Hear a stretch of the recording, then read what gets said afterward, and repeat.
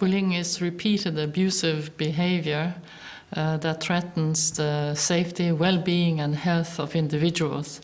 We say that a student is being bullied when he is singled out systematically, basically picked on day in, day out over a period of time. Now, bullying can take many forms. It can be physical, it can be verbal, there can be extortion, there can be exclusion, there can be gesture bullying, and then we have our and cyberbullying.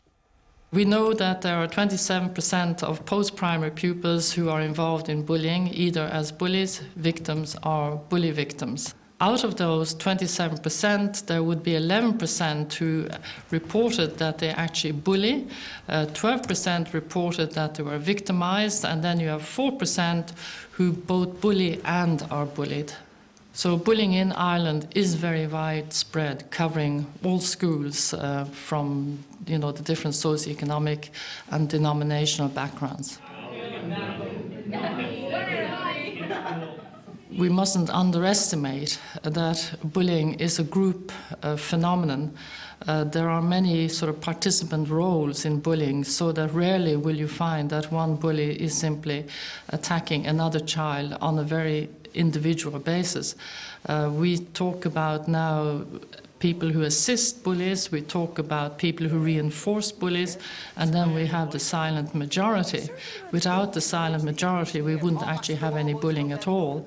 And then we have a minority of children who are those who try to defend children who are victimized. Practically the whole school population is involved in bullying in terms of then reinforcing it, rewarding it, and then condoning it. Children who get bullied can be children who are simply in the wrong place at the wrong time, so there is nothing different about them. However, a bully can often justify their behavior by picking on some difference. If there isn't an obvious difference, they will invent one. So essentially then a bully is somebody who simply needs to dominate another individual, to show their strength, to show their power by undermining a child. So obviously therefore the children who are most at risk would be children who are perhaps cautious, shy, quiet, sensitive, who will not or cannot retaliate with the same force that they are subjected to. Now, bullying affects the psychological health of a child, can be extremely damaging. It attacks the sense of self-worth, so there's an erosion of self-esteem and confidence.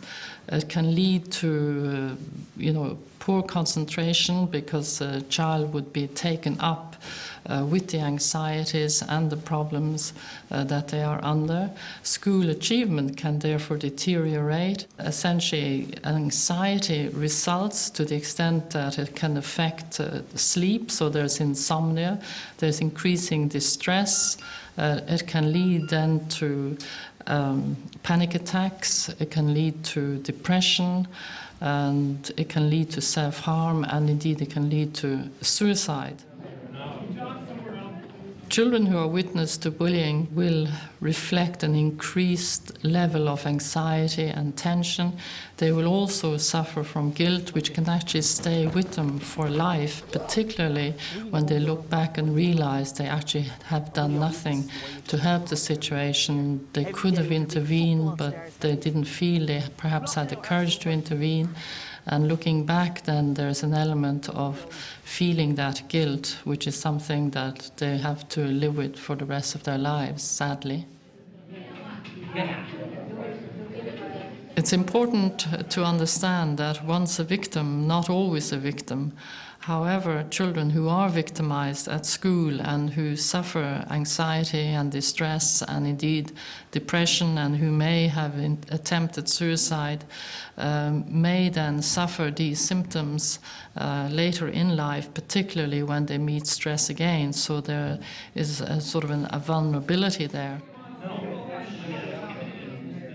is also, I think, extremely important for people to realize that bullying in schools carries a very poor prognosis for those children who bully.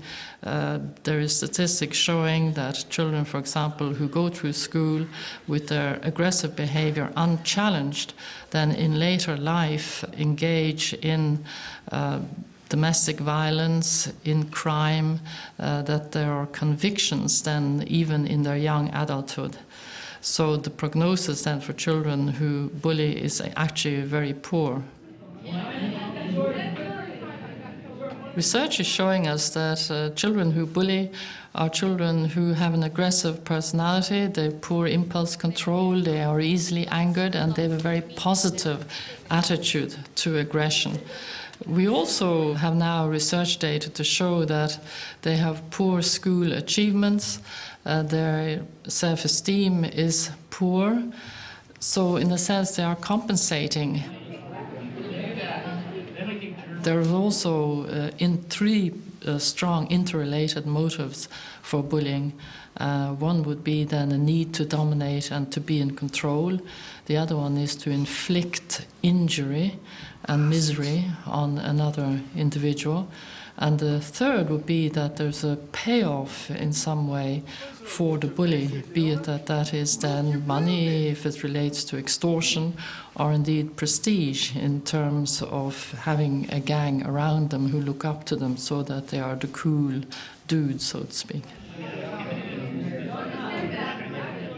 Well, from the expertise that the Anti-Bullying Centre has gained over the years from its research, it can provide schools with the necessary knowledge and tools to prevent and deal with bullying incidents. It also offers training to schools so that pupils, teachers and parents can get a better understanding of bullying. Adults have to set the standards of behavior. They have the duty, I suppose, to direct children towards acceptable standards of behavior. Bullying is all about values. It's a lack of respect, lack of empathy, and a lack of tolerance.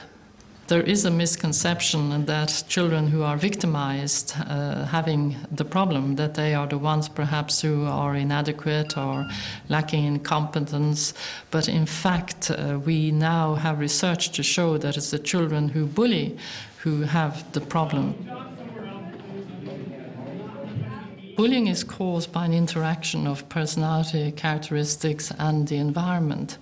When there's a climate that condones and encourages and perhaps even promotes bullying, then of course anyone who has a predisposition towards bullying, who has a motive to bully others, will of course then be able to do so very easily. The most effective way to prevent and to counter bullying is to create a whole school approach to bullying. Research has also shown that the commitment of teachers is critical and that they develop a policy towards a zero tolerance to bullying. Also important would be to have measures to deal with victims and bullies and to be able to feed back to parents whenever they have come with their concerns about victimization and bullying. It's very important that parents take every opportunity to speak out about bullying. They should take every opportunity to talk to their children about bullying, no matter whether they feel they are victims or bullies. It's critical that they condemn bullying and that they have children understand that bullying is actions of a coward.